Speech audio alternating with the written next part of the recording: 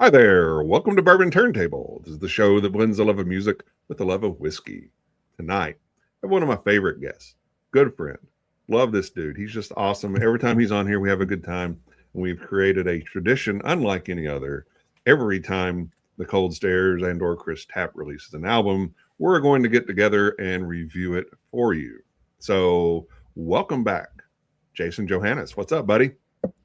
Dude, I just need to be around you more often because with an intro like that, you just made me feel really good about myself. I love hanging with you too, whether it's on the air here or when I see you at a random show. Well, it's been a while since we've done a random show. It's been a while. It's been a while. We were going to see how, but we were in Pittsburgh while my son was getting a colonoscopy, so I missed that one. I hated that you missed that because there's actually a little connection to the Texas album and the Howl show. Interesting. But you did see my partner in crime, though, my co-host. So they all think I did. Okay. Rock. So I'm at the. I'm stealing your material. No, you're good. You're great segue. We're at the shed in Maryville, Tennessee, not Maryville. If you say it Maryville, I live in Marysville, so it's Maryville. You do, because you're in Ohio. Yes, you're in Ohio. But you're in Maryville. If that were in East Tennessee, it'd be Murrsville. Okay, so this is because you're in Louisville. Well, I grew up just maybe 30 minutes from Maryville, Tennessee. Anyway, the Shed, which is a really cool venue. If you've not had the chance to go, you should make plans to do so.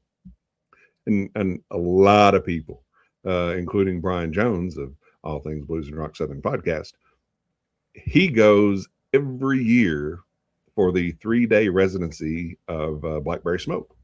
You know why he really goes? There's a Waffle House right outside there he likes to go to, I think. Because he doesn't have those in North Dakota. No, they don't have those in North Dakota. The Cold Stairs have played in North Dakota and Fargo, where he lives. They don't have Waffle House. They don't. But, there are plenty, Waffle House aplenty, in and around Maryville, Tennessee. But so we're waiting on the show to start. No, Parker Barrow had played. How did you find him real fast? I want to know how you ran in. Oh, look, you got the hat on. Got the hat. I saw him. Okay, I saw where he was sitting, and I got up to go see him, and he had disappeared. And I thought that it was his wife there, but I've not met her before, so I didn't want to go up. Hey there, lady.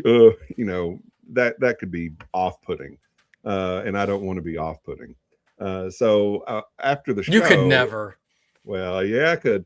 After the show, I was just looking around for him, and I'd made my way back to the merch table where I bought this awesome, beautiful green Parker Barrow hat. Yeah, retro. Is it green? Is it green? I couldn't tell. Are you colorblind?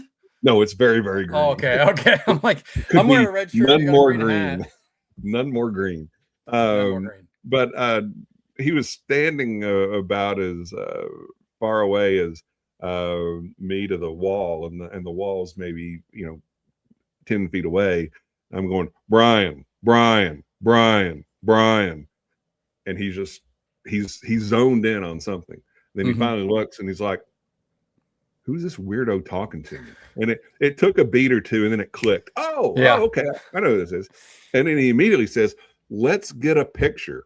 No, I'm thinking, okay, he wants me in the picture is what I'm assuming. He's wanted to, and this is what the picture looks like. You're in the picture. I photobombed. I don't think I photobombed a selfie or something, but you guys are color matching. You've got the orange cap and he has the orange shirt. It's like you guys coordinated your outfits. We did. We talked before, but no, it was really cool to meet him.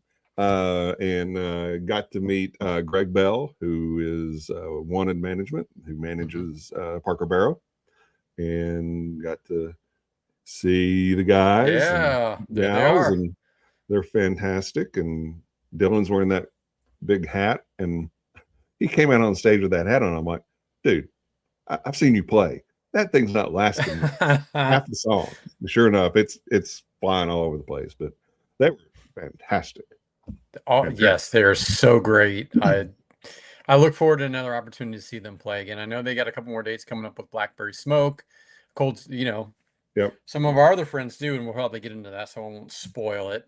Yeah. And the album Hold the Mash EP came out a few That months did. ago. Hold the Mash album comes out on July 17th. So Yes. mark your calendars. Really good stuff. It's been a good time for music here. I don't know, last 6 weeks or so. Like the John Corabi record is really good, very Southern rocky. Charlie Starr played on a couple songs on I that. didn't realize that.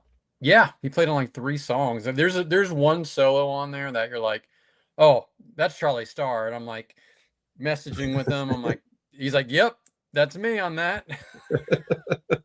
That's funny. What else came out that I've been listening to? The new Social Distortion record I really like. That's a very good one. If you like Social D, man, that's a good one to check out. I've speaking of new stuff, you got to see Mojo Thunder recently. I did. I got to see Mojo Thunder play in Dayton, Ohio at a place I played in probably at least 20 times. Oh, really? Blind Bob's, yes. And it's down the Oregon district, which is the entertainment district in Dayton. It's great. There's a lot of cool bars and restaurants and a great record shop and all that. But I was really surprised to find out they were playing that place because it's a smaller bar. It's really for independent. Dayton is very supportive of independent music scene. Any night of the week, the places are going to have independent non-cover bands playing or original, So, yeah, I went down and saw him play. It was cool. It was definitely like, it was almost like having, your little private show. They sounded wonderful. I hung out with them before they played. I complained to him a little bit. I said, what are they doing putting you guys on at 10:30 at night on a Thursday?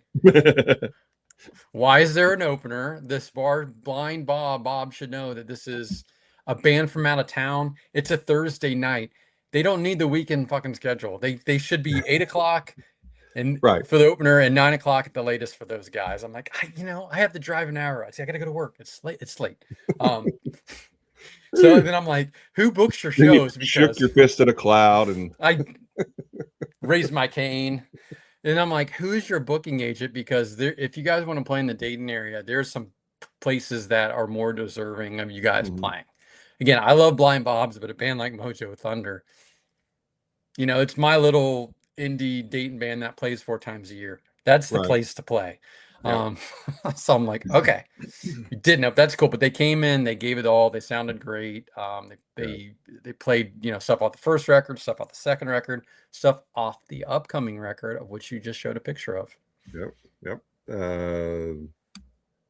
It is The Outsiders Cabaret and will be released tentatively on October 2nd. Man, I can't wait. Yes. So you mentioned the 3 records, and there was an EP that came out earlier, and I think they've taken it off of streaming services now. But yeah, it was good. But Hymns from the Electric Church, killer, absolute killer. I have my props ready. You're ready, sir. You are ready. Man, put that record on anytime, and I'll just listen to it from first beat to last. So good. It does not age. It is fantastic. And then they came out with Infinite Hope. Incredible in its own right, but could not be more different than Hymns from the Electric Church. Correct. More of a concept arty rock record, in my opinion. Yeah, I mean it was more a little artistic feel to it. Not a lot of guitar solos. No. I think maybe 2 in the album. The last song, which is Greetings from Western Art, is really, they do a little bit of extended playing. But yeah, if you listen to Hymns from Electric Church and those guys are going dual guitar, this one is not quite that. Yeah. But still works really, really well live. I mean, gorgeous. The studio album may not have of the Infinite Hope may not have a lot of guitar solos, but believe me, Bryson works those in, and he works them in really well. Sean gets his chance to do it too. And I'll say this: they're two very different records. The first one is super guitar-oriented rock music. It's AC/DC with blues with Southern rock. Yeah. This one's definitely more arty and conceptual, but it's an album that you need to listen to a couple times and you need to pay attention to. In fact, it was like my number 2 album. Was it 2024 it came out? Like, what year is it? What year are we in now? What year did that come out? 2026, and it came out in 2024, fall of 2024. 2024 summer.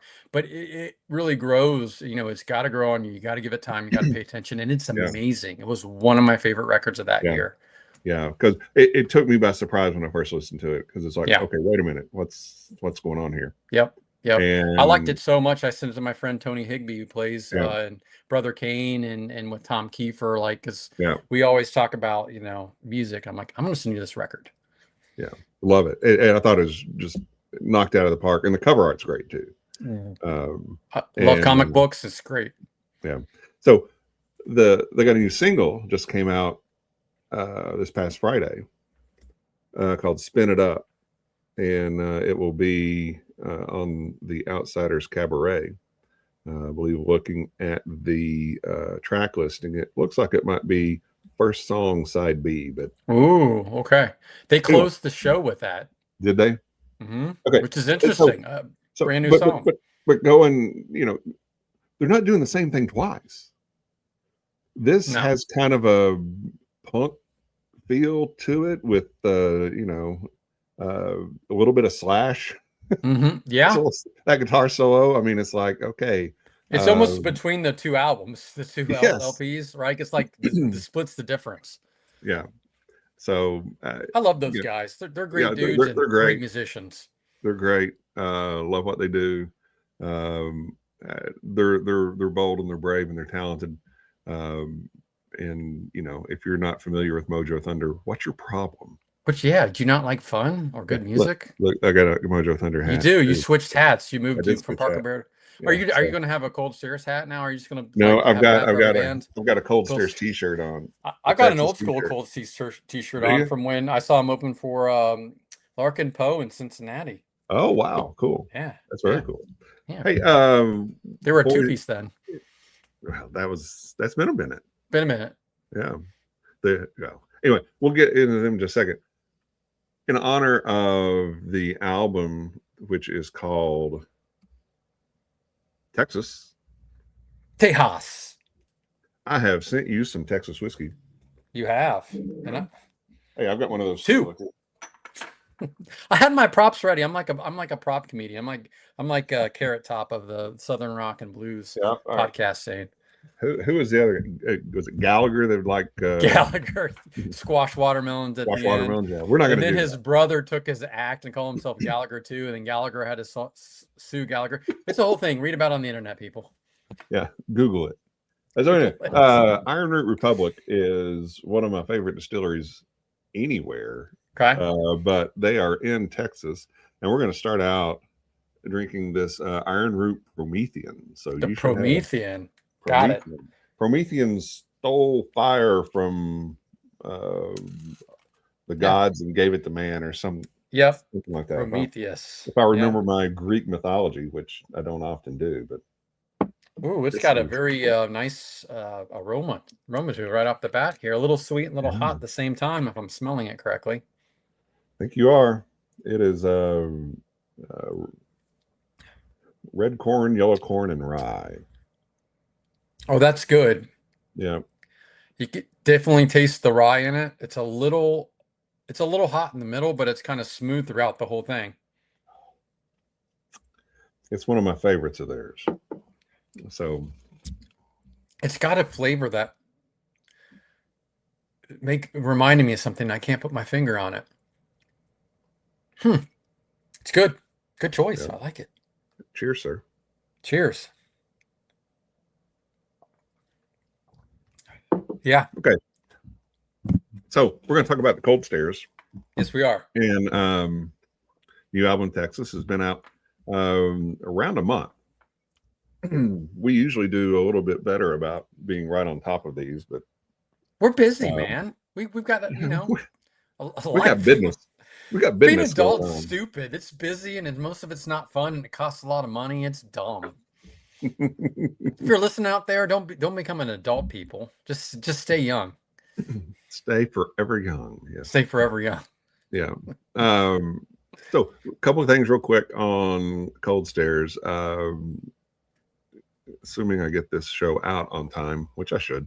If you were in the Kansas City area, go to Knuckleheads on Friday. You ever been to Knuckleheads, Jason? I'm not, but a lot of great acts go through there. I'd love to. Boy, that's a fun venue. And they were multiple playing, rooms, right? Yep, multiple rooms. I saw them out there. I mean, they've got an outside venue. They've got, I think they call it the Garage, which is across the street. Then they've got a couple of inside venues. I saw them there in, I don't know, December a couple years ago. And it was not the outside venue, thankfully. Kansas City in December is a little nippy. I imagine it would be a little windy. Yeah, it's not good. But the show was fantastic. It's a really cool venue. Very much worth making a trek to see. We mentioned the Shed. That's another one that you ought to go check out. I think when we had Samantha Fish on, we might have spoken a little bit about Knuckleheads, because we were talking about the music scene in Kansas City. I think she gave us a little, because she's originally from Kansas City. I know she's been living in New Orleans for a long time, but she gave us the lowdown. Yeah. But Friday night, Knuckleheads, Cold Stairs will be there. And my friend Jimmy Bratcher is going to be opening for him. Jimmy is a fantastic blues man in his own right. Writes a lot of Christian-oriented blues music. And Jimmy's a real deal. I mean, he's the guy that goes to prisons and talks with people and sings to them. And so he's one of those people persons that we hear a lot about. Yes, he is. He is a people person. But Jimmy's a real deal, and I'm excited for him to be able to open for Cold Stairs. I know they've known each other for a long time, but I'd love to be there. But this whole work adult thing just kind of gets in the way. Hate it. It's in the way. But but what I'm not going to let get in the way is Saturday, June 27th, I will see Mojo Thunder at the Enchanted Forest here in Louisville, Kentucky. Sunday, June 28th, I will see the Cold Stairs at 3rd and Lindsley. Oh, great. I love Nashville, Tennessee. Great. That is a great venue to see. I saw our buddy Steve Gorman and Trigger Hippie there. Ah. You saw them there and you saw them at the Southgate House? Yeah, that was the Bagman at that time. Yeah, you guys were at Southgate together as Bagman, but I saw him maybe 2022. It was the guys from State of Amorica put on a little bit of a thing, and we all went down there and met up, and it was group. That band needs to get back together. You know who opened for Trigger Hippie when I saw them here? Mojo Thunder. Oh, no kidding! All right. Bring it all back together. At that point, I didn't know who they were. I don't think hymns had even come out yet. But did they catch your attention when they opened? Oh yeah, they were great. They were great. So cool stuff. Man, what a show! I wish I would have seen that one. So these guys are busy, okay, and I texted Steve or Chris and said, "Hey, Chris, you want to, you want to come on with us?" You showed up when we were talking about the solo album. Great, yeah. And he says, "I think I'm on a plane," and my thought is, "Are you flying the plane?" There's the internet. It's like somebody says, they use the excuse, "I've got a wedding." Is it your wedding? Yeah. No, it's not your wedding. So you can accommodate. But no, he was very gracious to come on with us that day. But we can carry that. We can carry it here. This is, good grief, how many albums have they had out now? I don't know. While I was getting ready to hop on, you're like, pick up your favorite song from every Cold Stairs album. I'm like, I am completely not prepared for that. So I'm gonna bring up their discography in the background and look it up. 9 albums since 2014. 5 in the last 5 years. Busy. Cranking it out. Well, it's 6 if you count the solo album. The solo album. Yeah. Maybe Bryce is a slave driver. He joins the band and all of a sudden these guys go to the restroom when the new album's ready. It's Bryce. He's secretly behind the scenes. I'm only playing bass if we do a record every year. It's He in my kind of looks contract. mean. He looks like I met him. He's terrible. He's a dictator, overlord, driver, just so mean man. Look at him in this picture. It's like, Look at the you're hair. It wasting just our screams time like he's taking mean. my picture. Why are you wasting my time taking my picture? We need to be recording another album. That's right. Right now. Hurry We up, could be guys. recording an album right here, and we're Yep. taking my picture. Yep. Bryce, just driving him. He's such a good dude. Yeah, And man, they all three of them are. Yeah. And I think one thing about this album is it showcases each guy individually and then it all comes together as just an incredible band. But everybody shines, and I think in really next level ways. I mean, if you can keep saying a band gets better and better, I think this one certainly qualifies. Not that you can think, okay, hey, do you get better than that? Well, okay, let me hide and watch me, and then they come out with some other album that just hit the southern part too. Now you've got Texas. Yeah, they definitely hit their peak because they're not going downhill at this point at any time. They've hit a very high level, and they're sticking with it here. So maybe all that slave driving from Bryce really is working. Well, he's probably got a cattle prod back there. Those bass players / keyboard players, you know how they are. Yeah, they look all quiet and stuff, but don't cross them. Don't. No. Okay. Let's talk about just in general thoughts about the Texas album. I've shared a few things about it. What are your initial impressions? If you had to describe this album to somebody, what would you tell them? That's great. Man, so I've heard Chris talk about it a little bit, but I'm going to use my own words. I think if you're into heavy beated rock music with definitely homage to blues, particularly the Texas blues scene. So, like the Stevie Ray Vaughan, Jimmy Vaughan, like all those guys, you're going to get that. But you also have elements of classic like Delta blues, particularly with the last song on there.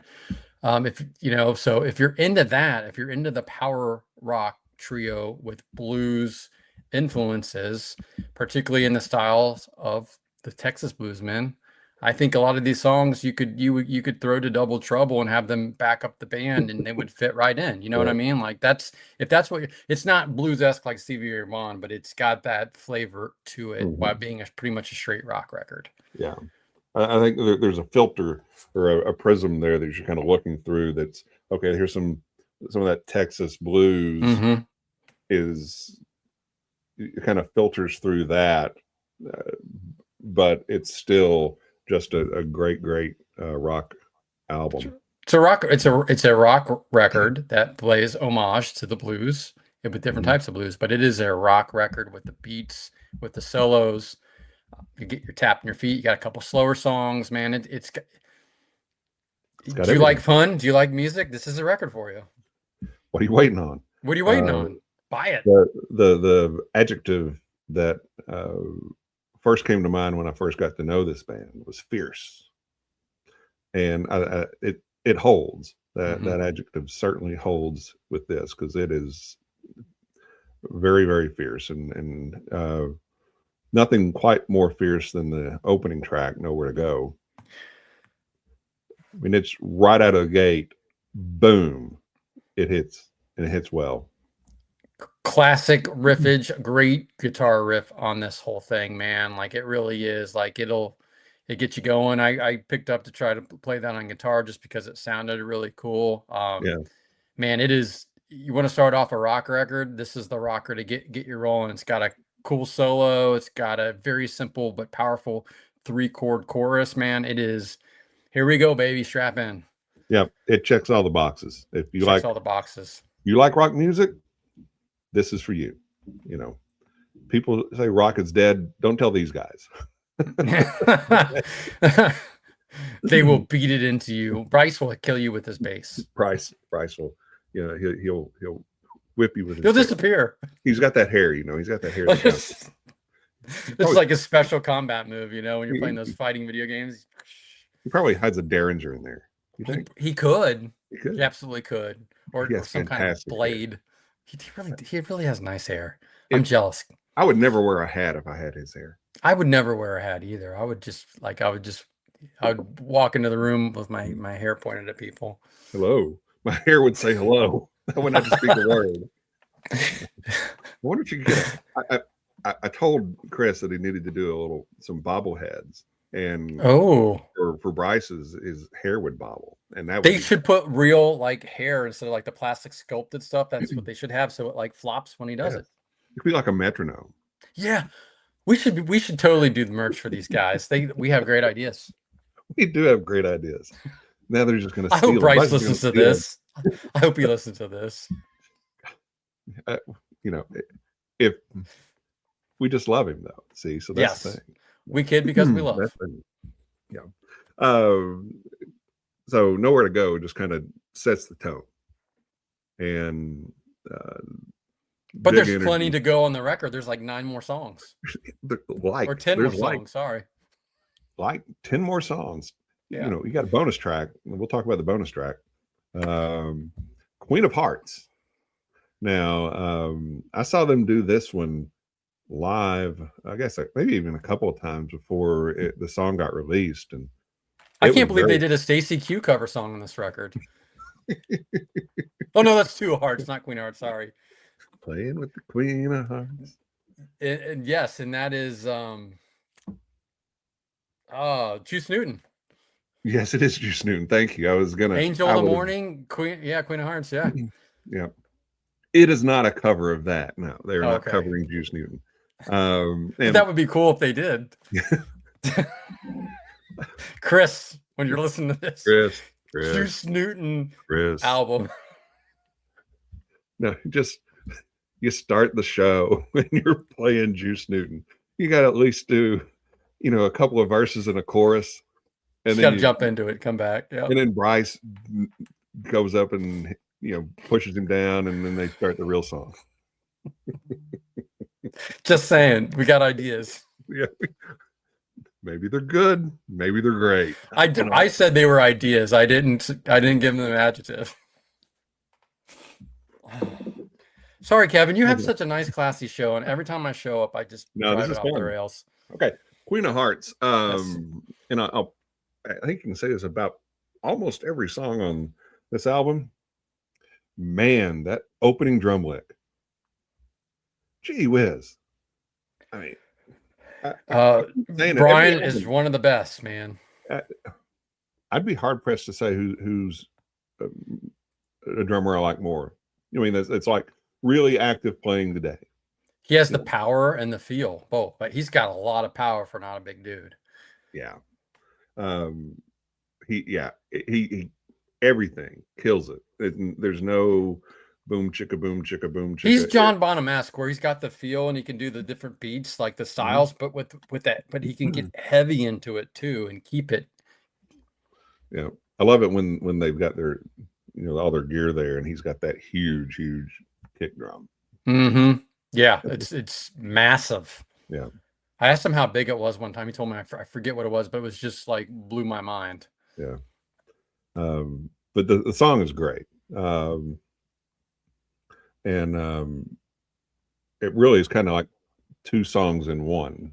You got the song upbeat, hits hard, and then it kind of slows down and gets into a groove, and has that breakdown in the middle, slows it down a little bit, it builds into the guitar solo. Yeah, the guitar solo is fantastic, and this song it just kills live. It's amazing. That's what I was going to say, Kevin. This is probably one of their better live songs right now, because to your point, as we started talking about this whole thing, everybody gets a chance to shine on this song, particularly in the live setting. Yep. Yeah, it's fantastic. It's probably one of my current favorite songs of theirs right now, to be honest with you. It's got a very much a Jimmy Page, Led Zeppelin-y feel to it with the breakdown. Like it just, you know, Yeah. I could see this on Physical Graffiti or Houses of the Holy. Yeah. But the guitar solo in the second half of the song has a little Stevie Ray Vaughan feel to it. It does. It does. It's got a little bit, got a little bit of that Texas licking on it. Yeah. And then this, you know, prone for violence because she's got a shiny pistol in her right hand and a switchblade in her left hand, and she's Who got is a this long, Queen of long Hearts list person? of demands. I don't know. I mean, surely it isn't Juice Newton. Juice Newton, she needs to check herself before she wrecks herself. She was known to, you know, getting some scraps every once in a while. Or scrapes, I should say, not scraps. Scrapes. All right, yeah, you know, I don't know. Juice Newton versus Bryce. Who you got? Oh boy, man! You know what? Only one person's going to walk away living on that one because those are two violent people. It's going to be battle royale. You know where they could have that fight? At the White House. Oh boy. Woo! You know, deeper you dig. Yeah. This song gets heavy. I like it. It's kind of a headbanger. It's slower, right? But heavier on this one for sure. You do the fist pump and the crowd. It's got that drum beat. It's got that driving bass line. I got a little. It's like it's got a little Jack White to it because it's got the kind of heavier, unique beat or guitar sound, but with a little blues influence on at the same time. You know, I could hear a bit of like maybe something Jack White would do, but it is a hitter. You know, they in the album, they've got the lyrics, so you can look at all the lyrics. And one that I particularly like in this song is you never learned to just let things be. You had the keys, but never wanted to be free. He sings it better than I say it, but but I thought it was really good. Oh, you know, there's one good thing about vinyl is to have the inserts or when it opens up to really see to see all the stuff that you don't get and all the extra art that you don't get from a CD or a cassette. I mean, when I was a kid, I'd sit there and I'd put the album on and I would sit there and I would read every lyric. Yes. I would read all the liner notes. I knew, well, he was the assistant engineer on the blah, blah, you know, it's like baseball cards, you know. You don't get that from streaming, man. No, you don't. And look, I've got a Cold Stairs guitar pick too. Ooh, you do with the skull on here. Let's go to my notes. I said slower, heavier style blues has a bit of Jack White to it. Really like the guitar riff before the first chorus. This song is basically shut up and don't make things worse. That's what this is about. You know, when I saw the title, okay, Deeper You Dig, okay, he's burying another body. As you know, often happens in a Chris Tapp song. But no, it's not about burying a body. Nope.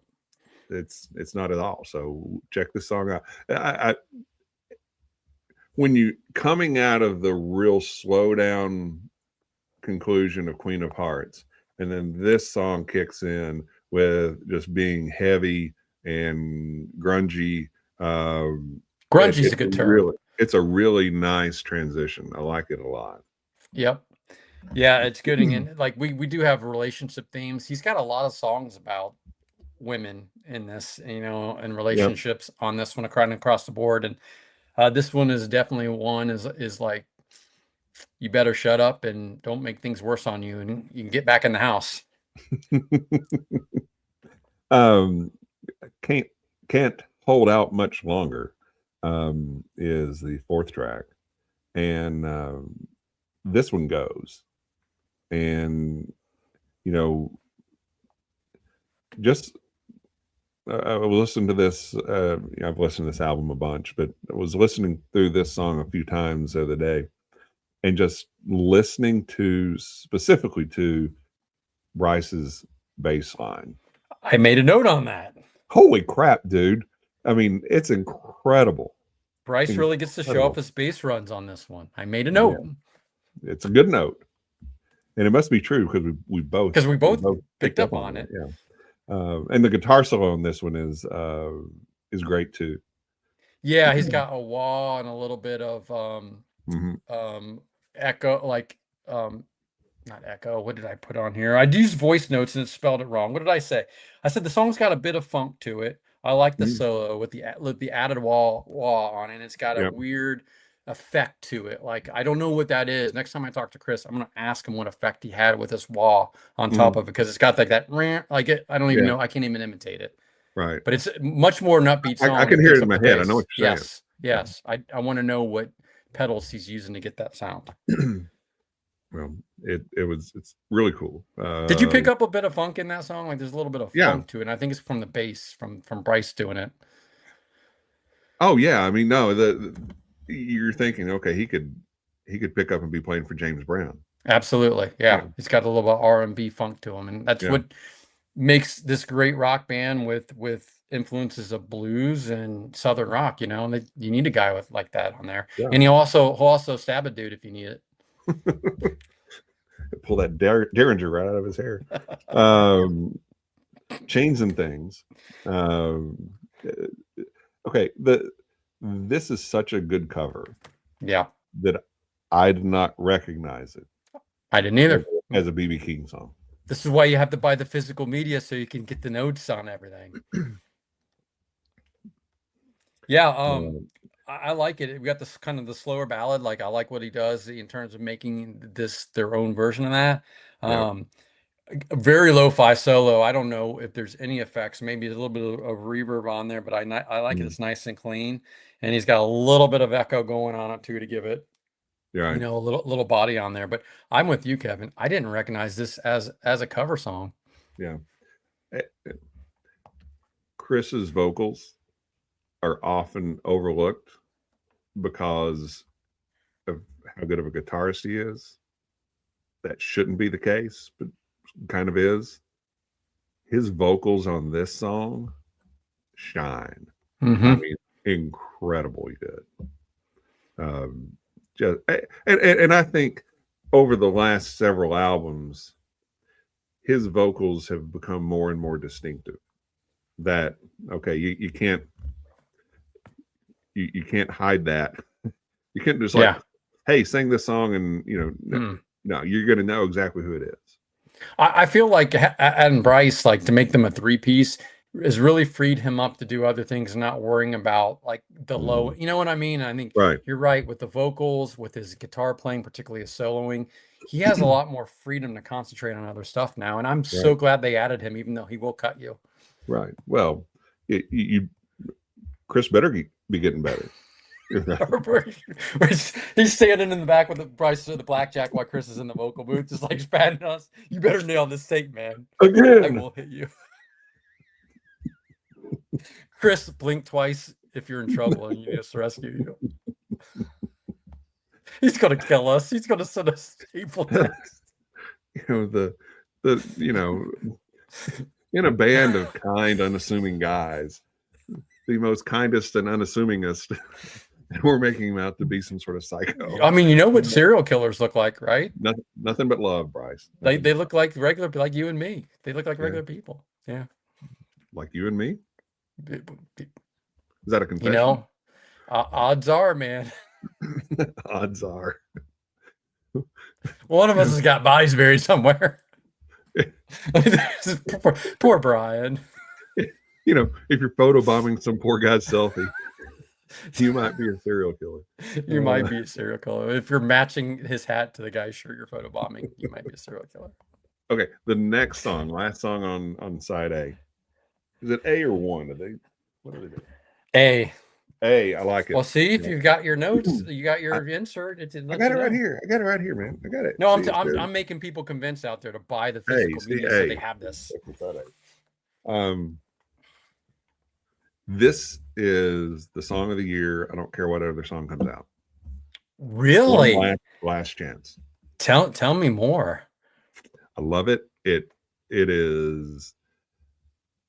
very different sound for the band. Kind of a duet. It is with Lee LeBaum from the Damn Truth out of Quebec, Canada. Yeah. and this kind of goes back to the thing I was saying about Chris's vocals. It's the sound of the song is very different, but it's him. Yeah, it's very clearly him. It's not, the band, AC/DC. You're going to know them by the guitar riff. You're going to know them by the vocals, of course, too. But for Cold Stairs, yeah, you'll know that sound of the band, but Chris's vocals are so distinctive now, and I think that comes through in the Green album as well, which you've got another version of this song on Green. Yep. I don't know which one I like better, but it's so nice. It's on there twice. So nice. We did it twice. Yes. But I know what you're saying. Like he's not doing his heavy rock voice on this one. It's definitely more restrained, soulful. Like it shows his range, and to your point of how good of a singer he really is, I think Leela Baum does a great job with the duet. Mm-hmm. Their vocals work really well together. She's a great vocalist in her own right, and they're on the same not label. They're on the same. I forget what they're Intrepid. They're on Intrepid Artists together. Yeah. I love the lyrics of this song too. I think it's one of his best crafted songs. Very longing, right? Desiring, longing. Mm-hmm. Yeah. I mean, it's a couple that are on the verge of completely falling apart, and they're both trying to figure it out, but they just can't seem to. And the lyric says, "Show me just one more of your doors. Let me see if I can find the key. Give me just one more good clue to this mystery." It's great. It's great. Great. Dude can write a song. Dude can write a song. Dude can sing a song, and he can play rock and roll heavy, or he can do this very sensitive acoustic stuff. I'd love to see him do a power ballad, like one of those 80s power ballads. Like if you had to pick a power ballad for him to sing, what would be the first thing that would come to your head? Oh, wow. Because everybody loves a good power ballad, Yeah. I don't know, something from Creed. How about something from Creed? Creed. Did they do a power ballad? I don't know. I still like to see him do a Creed song. I mean, he could absolutely do a Creed song. Arms Wide Open. You can see these guys do Arms Wide Open. Yeah. Right after they sang Juice Newton's Queen of Hearts. Tonight, the Cold Stairs are going to be performing nothing but Creed and Juice Newton songs. Thank you. It'd be a concert you would not soon forget. Would you call that Creed Juice, or like what would you call that mashup? Creed Juice? Creed Newton? Creed Newton. Then I'm thinking of the guy from The Office. Then I think of Creed from The Office. Creed Newton. That guy's actually a musician. He was a folk rock guy for a lot of years. I could see him doing an album of Juice Newton covers. Yeah. Creed sings Newton. Probably so. What are we talking about here? What is this supposed to be? Hey, we were talking about. I was telling you how great One Last Chance was, and then I was going to give you an opportunity to tell me how right I am. You were 100% right. I agree with everything you say. But now you can tell us what you really think. No, that's it. Like everything I said it is a really cool acoustic song. He gets a chance to sing a little bit different style. Leela Baum does a great job kind of duetting or doing the backing vocals with it. I dig the little light, sensitive finger picking on the guitar. Mm-hmm. It's a sensitive one. It's a deep subject with the lyrics, but it's a very nice, sensitive song to listen to. No, it's one that, if I'm driving home or driving someplace and I'm listening to Cold Stairs on the stereo in the car, which happens often. If this song is on, I park and I wait, and when it's over, I respectfully get out. Yeah, wow. Do not turn this song off. I wouldn't. I'm still giving people the finger in traffic and yelling at them when the song is on.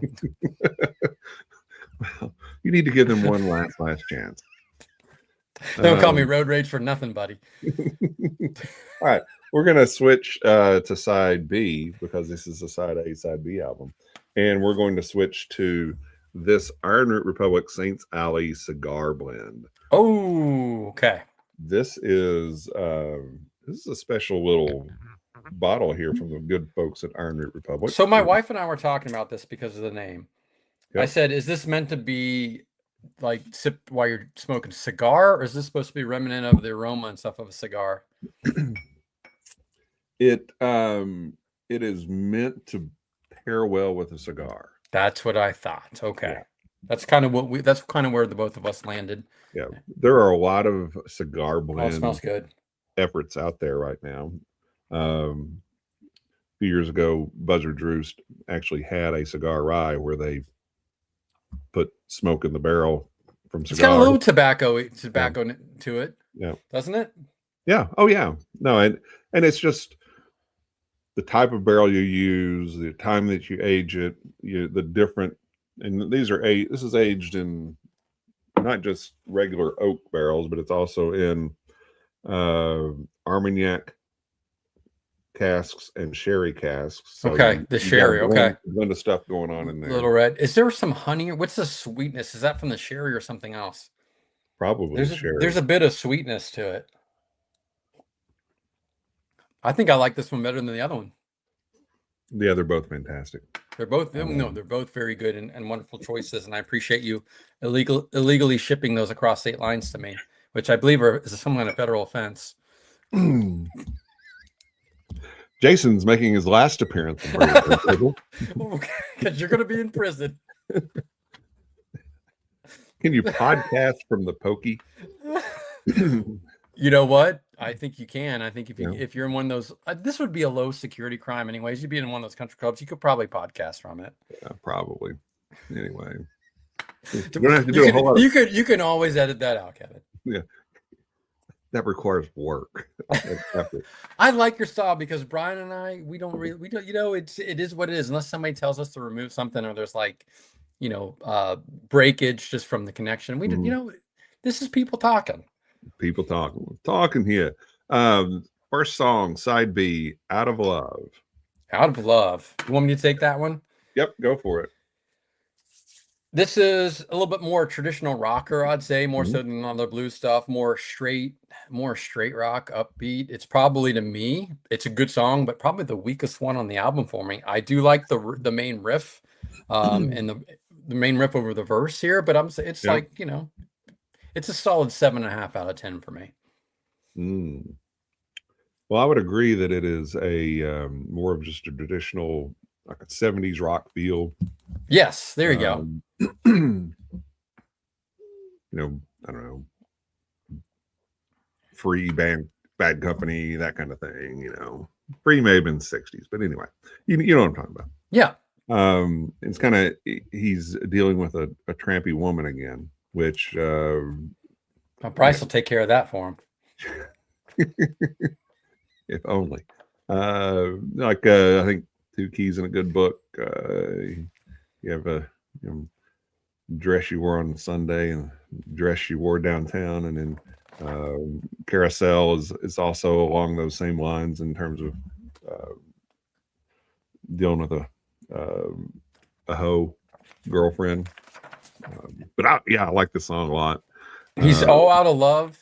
He's so lost without you.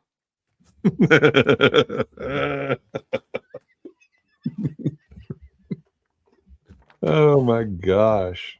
Hey, you invited me on here, buddy. Yeah, I know it. Who is that? Is that Air Supply? It's Air Supply. Yeah. Hey, Chris, guess what? We compared your band to Juice Newton, Creed, and Air Supply. Creed. Oh, geez. We've probably majorly offended your bass player. He's gonna hurt us when we see him live again, isn't he? I know. Gee whiz. My whole shtick, honestly, is to get Chris to laugh on anything. He's always so like stoic and everything. I just want to make him laugh, man. Yeah. Well, if he were here, he would be in stitches. I hope so. Yeah. Or I would be in stitches because I'd get stabbed. Right. Well, Bryce, snitches get stitches. Chris just gives him look, he gives him, and Bryce just comes over and just pulls a switchblade out of the hair and just shanks you. My eyes are watering now. It's messing up my reading glasses. Burden the Bear. This Oh. kind of has a Texas shuffle to it. What are your thoughts on this? Oh, really? So absolutely. So Texas vibrato ripping at the beginning. So you get that. You get a little of that Texas blues, plus a bit of surf guitar with the, again, with the vibrato, the reverb on there, Yeah. which I really Okay. did because I like Texas surf blues rock. Right. I said the exit solo on the song really puts a period to it, and it runs Yeah. really well. I love a good outro solo. That's something the Me Cold Steers do too. really well, and they do that just as good as anybody, if not better. Yeah. We need to do a show where we talk about our 10 favorite outro guitar solos. Okay. Let's do that. Not now. We're not going to do it now. Oh, okay. Well, I have to do some research on that. Yeah. I can, a few pop up top of the head, but yeah, you don't want to leave anything out. There's probably a couple Creed songs on that list for me. Well, Juice Newton, man, outro guitar. She was known for her wicked songs. She would slay. Finger tap. And so hold on, I'm really going to throw us off the rails real fast. We've got an interview with Warren Haynes coming up. Oh, cool. Yeah, what a dude. I asked him if he's ever finger tapped or done like pick sweeps. He's like, never. I've never tried. Never would I. Do you think anybody's ever asked him that question in his entire life if he's ever done you got two people that are going to try to kill you. Yes. The sweetest, kindest, talented bass player in the world, Warren Haynes. Big lovable blues rock, southern rock icon Warren Haynes. He's like absolute icon in the industry. Yes, but he went on a whole great riff on the whole thing. He was game again. Anyway, listen to it. It's coming out in a couple weeks. Okay, let's talk about the Cold Steers here. Yeah, Burden the Bear. We're on Burden the Bear. Okay. Did you give me your notes on Burden the Bear? No, I think I just interrupted. Well, no, you talked about the outro guitar solo, and yes, I'm a big fan of that as well. Again, Bryce on bass. I mean, it rolls, man. He's the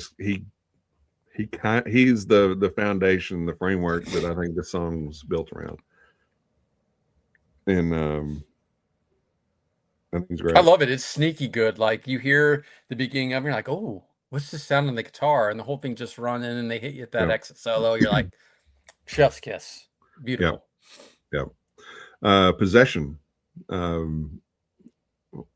a guitarist, what are your thoughts on this song? I like the descending riff on the solo piece. There's like a descending riff. I find that really cool and sounds great on there. Yeah. I didn't know a lot about the guitar work on there. I noted Brian's drum work on this one, to be honest with you. I think he has some nice drum fills on here. I think he gets to showcase himself a little bit. I like, and it was really the spot that goes from the verse, the pre-chorus piece. I think you listen for Brian on that one. I really think it sticks out. Again, the descending riff on the solo. It's got a very modern rock sound, but also kind of like you talked about before. It's got a little bit of classic rock feel to it. Yeah. But I really like what Chris is doing on the solo. Yeah. To me, and I think this is present in a lot of the songs on this album, but to me, it stood out on this one. There are layers of guitar tone in this. You got a very clean sound, you've got a fuzzy sound, and you've got a wah-wah sound to it. The wah's back. And the way he layers all those together in this song, it really makes it work. It's very cool. Yeah. I mean, sometimes I have to pay attention to the other musicians because I'm a guitar player and like I'll focus on that. But like I thought Brian sticks out on some of the stuff he does on this one. Yeah. I think again, the comment of what'd you think of that opening drum lick? And wow, didn't Brian stand out on this one? That you could say that about pretty much every song. Oh, sure. Yeah. So further down the road, again, I think this has a bit of a Texas blues feel to it as well. Texas blues influence on this one. I like how the vocals mimic the guitar riff, like old school blues musicians. Yes. Did we share our notes before we started recording? No, we did not. No, we're just very well in tune to the music. We're all over it, man. And where is it? There's she's got a pocketbook full of reasons. Yeah, Never look back again. Got too many nights and too many fights. He's gonna pay for all his sins. Man, who hasn't been there? Dude's in trouble. That is just that. Those are outstanding lyrics, by the way. I know you're one of those guys that focuses on lyrics. I sort of don't, and like you're just picking up on some really top notch stuff on this one. Yeah, yeah, great song. Again, I think everybody really plays well off of each other on this. I think this is a song where Bryce and Brian, the way they play together, really complements and makes the song move. I threw like the Double Trouble stuff on here. I said, hey, this is really probably the most Texas inspired blues song on this record. You could definitely get a little bit of Stevie Ray Vaughan with it. You could have Double Trouble backing up the band right now and you wouldn't know it any different. Yeah. Yeah. I mean, they're that good. They're that good. And I mean, I say that as a compliment. Like, right. You wouldn't bat an eyelash. Double Trouble should be very much in awe that you made that comparison. You know, guys, if you're listening, Sugarcane, that's the closer. That's the bonus. That's the closer. Yeah, man. Can I jump on this one first? Go for it. Like, this is going back to the old school, almost the Delta blues lo-fi song. It's one of my favorite songs on the record. Not only is it very lo-fi, but it's extremely catchy. It's got a great hook to it in the chorus, right? It just catches you, but it is really old school. You're gonna like this. Speaking of hair metal, glam metal, I feel like this could be a prequel song to Dr. Feelgood. This might be the drug dealer's dad that got busted and sent to prison when Dr. Feelgood was but a young boy.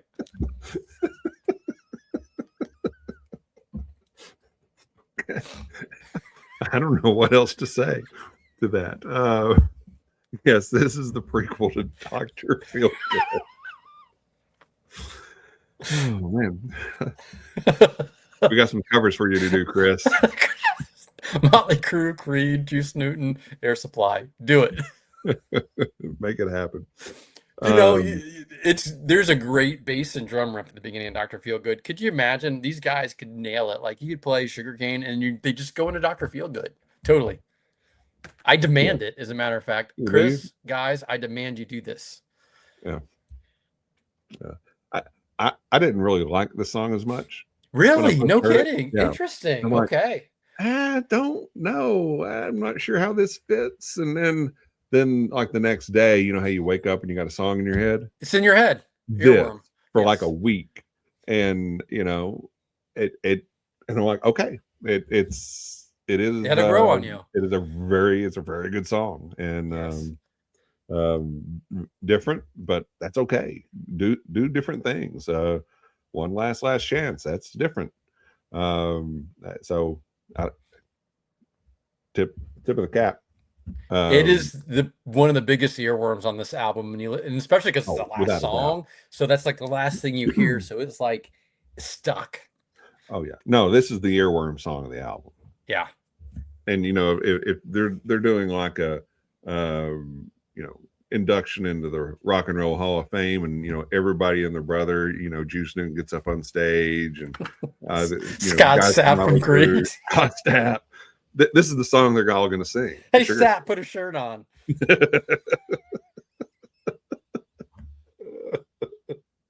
Oh man. So all in all, how do you rate this album in the Cold Stares discography? Before I answer that question, I just want to. I was being a little serious, but also joking about the Dr. Feelgood, and really kind of the lines. And again, I'm not a lyrics guy, but this stuck out to me, and I know you are. Sugarcane, 22 pistol and a bag of cocaine that you got on the farm, and a shackle and chain, bringing the rock for the sugarcane. Sugarcane, 67 Buick and a bag of gold chains. Like, all I could think of, like, this is like a southern, you know, rural, like, drug dealer, and like, why couldn't he be like Dr. Feelgood stat? You know what I mean? Like, this is like a freak, like, you know, in all honesty, I'm like, this is like an old school drug dealer dude down south. Right. Yeah. No, I think it's absolutely what's going on. Yeah, so I did just a little bit, but honestly, I did like when I was focusing on the lyrics, so I don't always do that. That's what came. All right, where does this fit in the Cold Stairs Yep. catalog? Whew, you know, this is tough. Much like I did, you've had this record well before it came out, so we've been listening to it a long time, right? So I can argue recency bias, or I can argue against recency bias, just because we didn't just get this when it hit the streets. Right. Man, this in the southern part too, southern part one. I mean, this isn't their top. This isn't their top 3 or 4 records for me right now. Probably top 2 or 3. I mean, you could twist my arm, and maybe this slides in number 1. Like, it's up there, dude. Like, them going to a 3-piece helped drive their sound in their direction. So many better ways. You've talked about it, Kevin, with Chris being able to do things different vocally, with him the other things do differently on guitar, with Bryce, with Brian to be able to do. Man, like, there's not a flaw on this album at all. Not one song I would skip. Right. Not one song I've been tired of. I don't know. Yeah. I don't know. It's 1, 2, or 3 depending on the day of the week. Yep. Yeah, no, it's definitely no skips, no misses. Yeah. Where's it go for you in their 9-song full LP catalog? I think it's 1. Yeah, I'm not going to argue.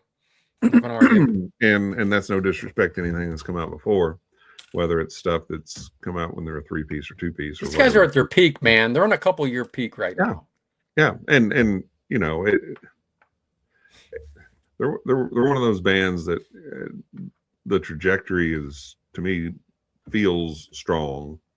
And you know, this is not an. They got more places to go up. You know, I think that's what you mean, right? Like they've got more space to grow. Right. I mean, they're playing again. If you're in the Nashville area on June 28th, they're playing at 3rd and Lindsley. Okay. Used to, when they play Nashville, they play the basement. Nothing against the basement, but it's a basement. They're moving up. Yep. 3rd and Lindsley's a proper rock club. It is a yeah. I mean, that's where you know touring acts come to play, and I think it's great that they're going to get to do it. I've got my tickets. I've reserved a table, so I'll have a table there. Are you on the floor or are you up?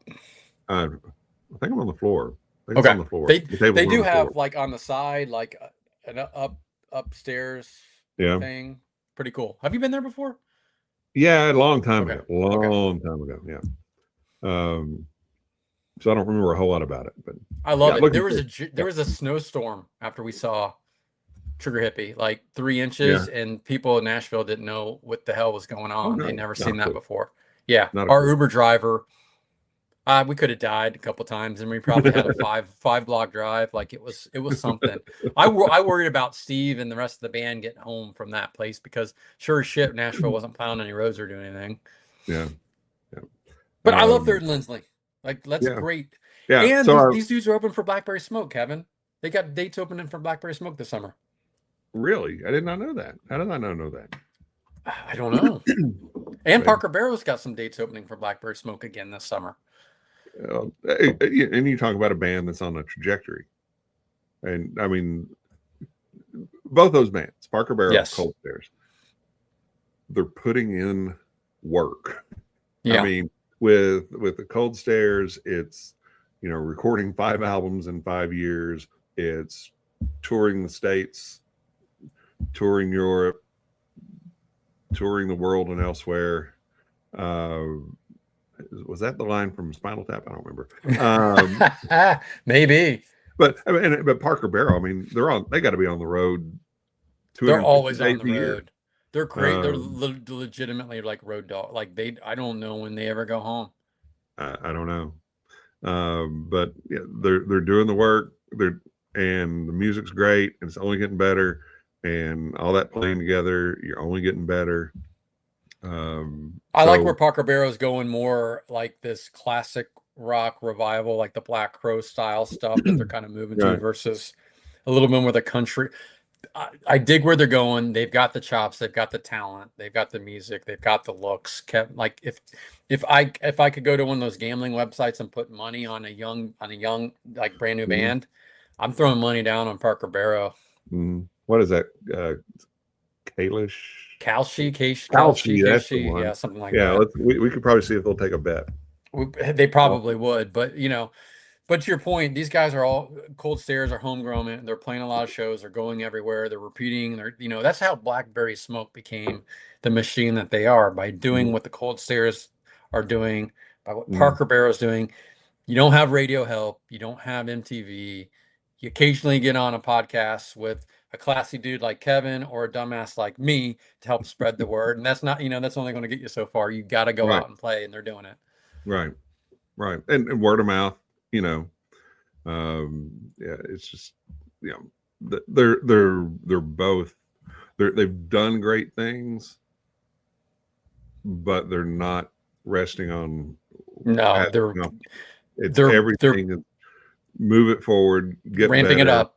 Everything ramping it up. Bryce is going to whip you if you don't. And Bryce will. God, I had a great point. I completely just blanked on it. No, that's just complete. Just it was actually going to be a legit like non-joke point, and so now you get the joke. So the Cold Stares. I'm going to throw this back to another band we already talked about. The Cold Stares and Parker Barrow are out there on the road. They're building their audience step by step, which is the song on the second Mojo Thunder album. Yes, that's a great point. Do you like how I worked that back in? It's like the comedian bringing the whole thing back around to the end to finish the set. Yeah, those are the really good ones. They're, much better than the guys. None of this Gallagher 2.0 crap. I'm more like Gallagher 1.5. Okay. All right. Real quick, before you get out of here. Yes. I'd mentioned to you, like 3 minutes before we were going to start. Yeah. Thank you.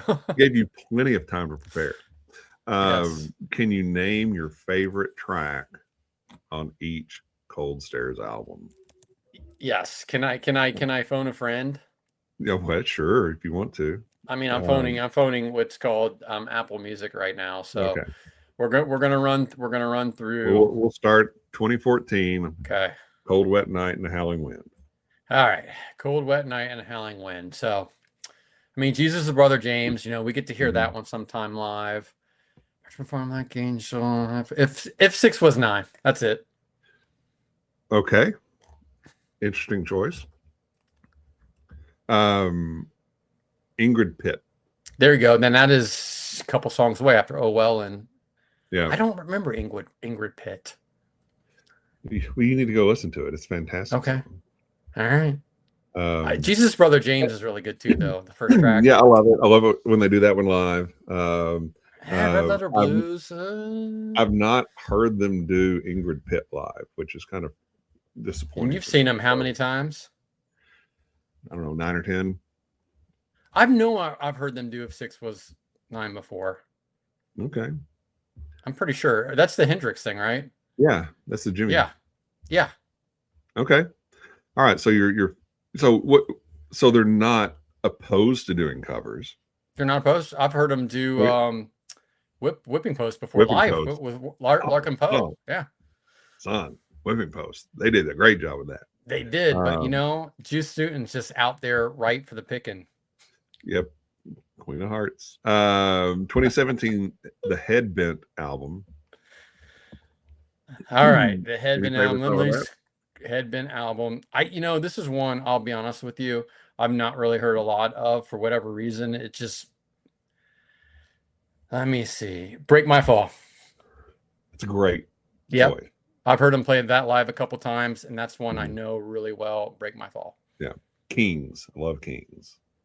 Love Kings. I'm gonna have to listen to this record tonight or tomorrow because this is probably the one I'm least familiar with. Okay.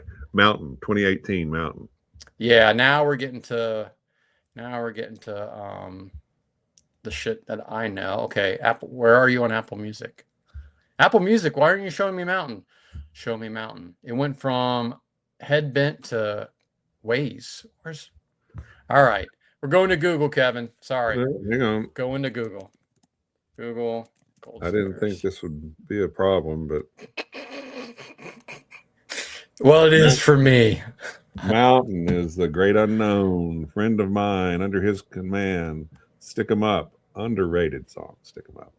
Gone Not Dead, Wade in the Darkness, Child of God, Sleeping with Lions, The River, Cold Black Water, The Plan, If Your Way Gets Dark, Two Keys and a Good Book. 2 Keys and a Good Book. Done. Yeah. I love that song so much. I didn't realize that was on Mountains. All right. It is. It's on Mountain. Okay. All right. Ways. That's so good live, by the way. So good live. Kills. Absolutely kills live. Now, so my favorite song on Ways pairs perfectly with 2 Keys and Good Book. So Anyway the Wind Blows. That Anyway the Wind Blows might be my favorite all-time Cold Stare song. That is a very, very good Cold Stare song. And I love the video. I love the video. Yep. My favorite off of Ways is Into Black. Okay. Yeah. Nice. Very good. Heavy Shoes, 2021 Heavy Shoes. This was the album that had the hardest time picking a favorite. Everything's so good. Right. You know, you could do the one that was a giant hit in Italy. Mm-hmm. Or you could do, I mean, oh my God. This is the album that got me in the Cold Stares because we had Chris on the podcast for the first time to talk about this record. So I probably listened to this one almost more than anything else. Like truly not the files that they sent to us before the record was out, but like actual record. Yeah. Man, Heavy Shoes is so good. I think I'm seem to be a sucker for a lot of their leadoff songs. Well, because they're all good. Yeah, I mean, In the Nighttime has such a cool groove to it too. Prosecution, boy. Let's do in the Nighttime. Yeah. I don't like my choice because I'm going to change it after we're done. That's all right. Again, yeah, I think you could pick pretty much any song on here. Yes. Mine was Strange Light. I love that. Okay. Yeah, it's a good song and one that, you know, kind of a sleeper on that record, you know, like one that's not one of the big heavy hitters. Yeah. 2023 Voices. This is a hard one too. This album is probably the most musically diverse out of all the records to me. I would agree. You know, kind of took some swings on here. And why I like what they've done with like the Joy and Lights Out's got a great, just slaps you. Nothing but the blues does. Yeah. Got No Right. Let's do Lights Out. Yeah, that's a good one. I really like that one. I want to say Throw That Stone. I'm kind of zig when others would say it. It's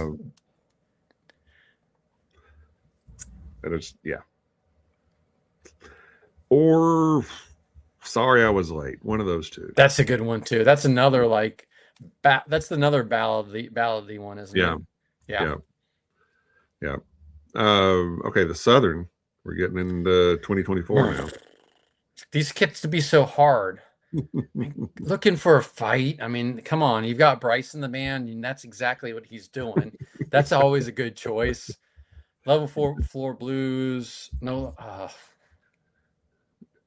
Horse to. I'm gonna go in honor of Bryce. I'm gonna go Looking for a Fight. Okay, in honor of Bryce. I'm gonna say Coming Home. That's a good one too. That's a good one too. They're all good. They're all good. All right, Southern 2. What came out last year? This in Texas are actually neck and neck for my came out almost a year ago today. Yes. June 6, 2025. Happy anniversary, Southern Part 2. Happy anniversary. What a banger of a record and one I still listen to now. Yeah.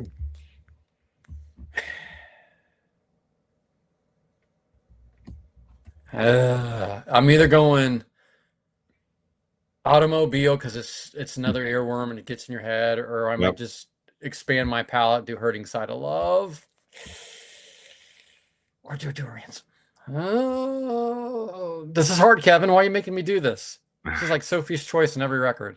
It is. Automobile. Let's do Automobile. Okay. I'm going to go with the opener, A Little More Rope. That's such a good God. Yeah. Yep. This is hard. I don't like this. Yep. Okay. Texas, favorite song? Oh, I just played it on accident. I think Queen of Hearts, man. I think Queen of Hearts is it because I really Yep. love the breakdown, the opportunity, like you already spoke about. We spoke about it, where everybody gets a chance to shine. I think this is Yep. one of the best live songs they could ever play. And Juice Newton, Queen of Hearts. Andrew Newton. Yep. Well, I've already said it's song of the year, so I've got to say One Last Chance. But Yes. I didn't want to take that from you. I thought it would have been rude. Yeah, it would have been, but thank you for not being rude. But this time, yeah, no skips, no misses on this thing.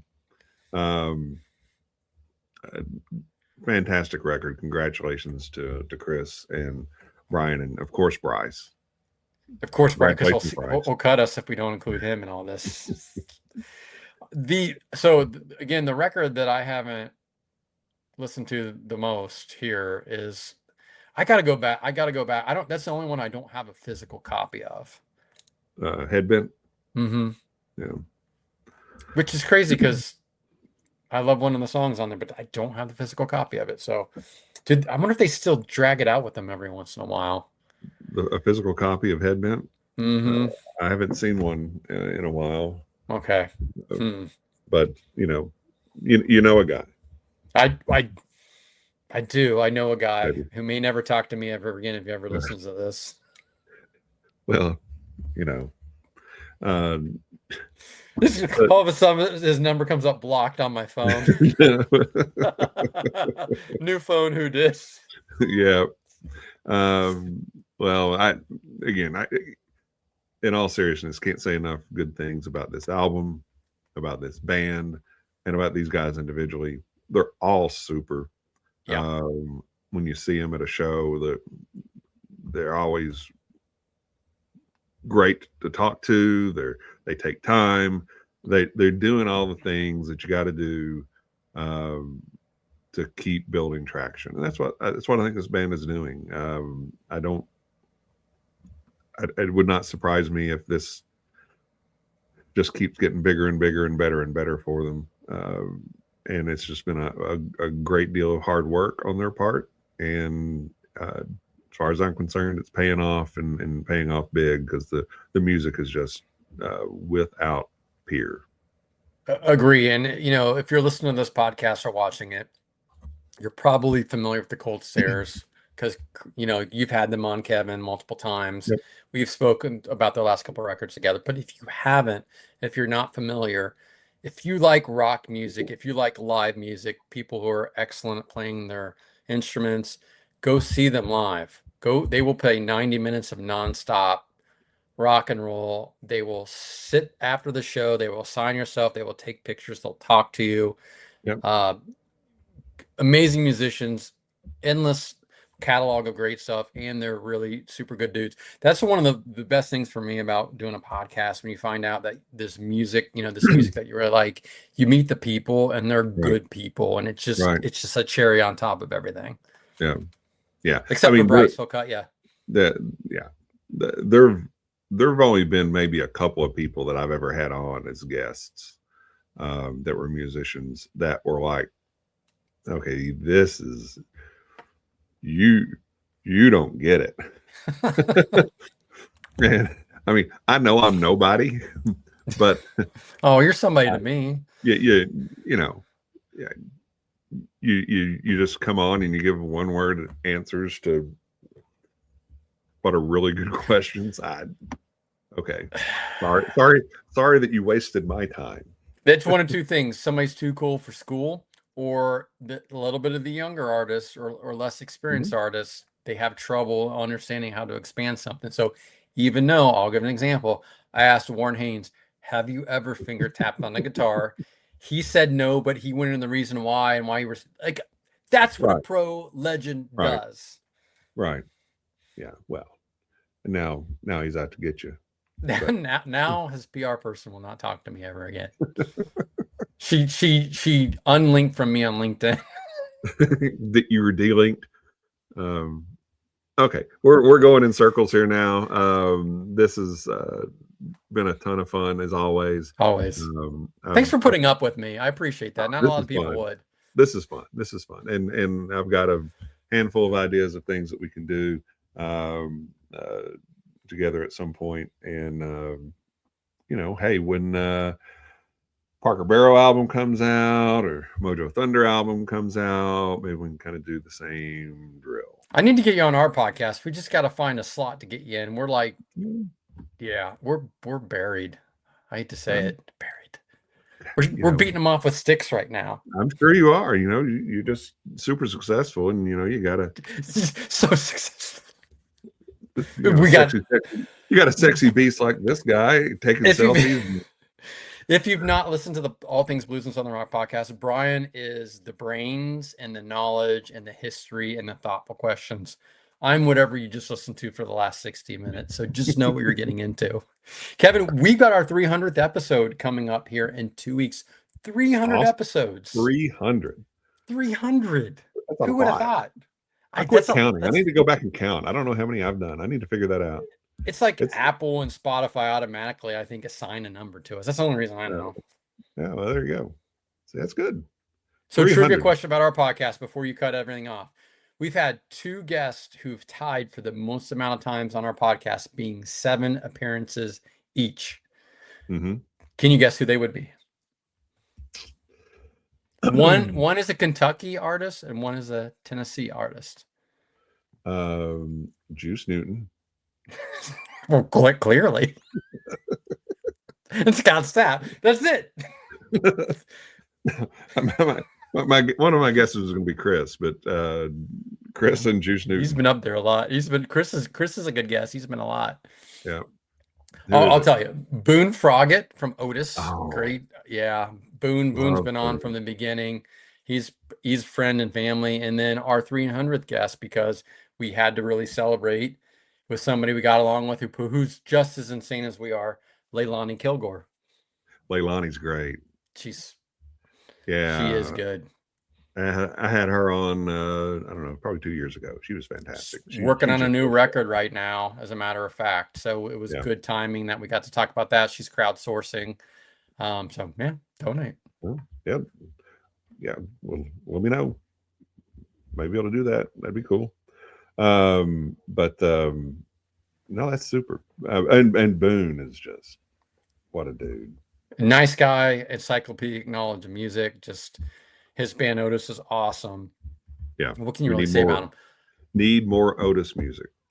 Yeah, Chris has been on 5 times. Charlie Starr's been on 4 times. So those guys are well up there for us too. This is kind of like the SNL guys, like Steve Martin and Tom Hanks. We joked with Charlie last time he was on, because it was his 4th time. We're like, for the 5 Timers Club, Charlie, we're getting you like, the smoking jacket or a shirt or something to do that. And we talked about Saturday Night Live. Like the whole thing. Forget your music with Blackbird Smoke Soon. Let's talk about Saturday Night Live. Yes. Okay. The first time I saw Parker Barrow at the Shed, they were opening for Kentucky Headhunters, and Boone was there. Yeah. So I got to introduce Boone to Dylan. Oh, nice. Yeah. Dylan, Boone. Cool if they could play some shows together. Yeah. That'd be awesome. That's a matchup. And Boone knows everybody. He's got connections. Oh, he's so good. Love that guy. Good. Okay. So go see Otis, listen to Otis. I'm telling you, that Eyes of the Sun album is still. Yeah, you just posted about that not too long ago, didn't you? Yeah, I did. I was listening to it out on the deck one night. Yeah. Super. Awesome. All right, brother. Thank you so much. As always, love the time we spend together. Love talking music and nonsense. You're such a good guy. God, you really are. You commit crimes for me. I appreciate that. Hey, cheers, my friend. Night, everybody. All right. Thank